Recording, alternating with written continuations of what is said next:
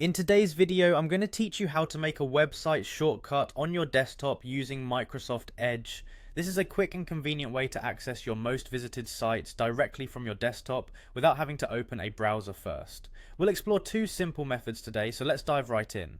First, let's start with the drag and drop method, which is incredibly quick and easy. Begin by opening Microsoft Edge and navigating to the website you wish to create a shortcut for. Once the website is loaded, you'll want to resize the browser window so that you can also see a part of your desktop. This is known as restoring down the window and usually involves clicking the middle button among the three found at the top right corner of the browser.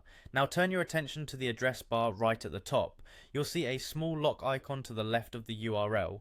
Click and hold this lock icon with your mouse or trackpad. Once you've got a good grip on it, go ahead and drag it directly to the desktop and release it there. Just like that, you have a fully functional desktop shortcut to that particular website. Whenever you want to visit the site, simply double click the shortcut and Microsoft Edge will open it right up for you.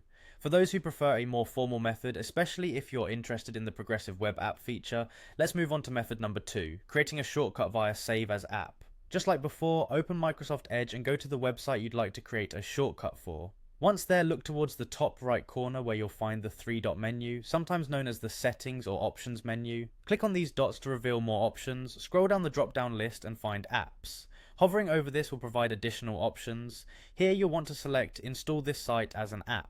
In the event you don't see this precise wording, look for alternatives like Save Site as App or Create Shortcut. Depending on your version of Edge, these options may appear slightly different. After clicking on the appropriate option, a pop-up will ask you to give your new app a name. Type in whatever name you find suitable, then click on the Install button. In another pop-up, you should see an option to create a desktop shortcut.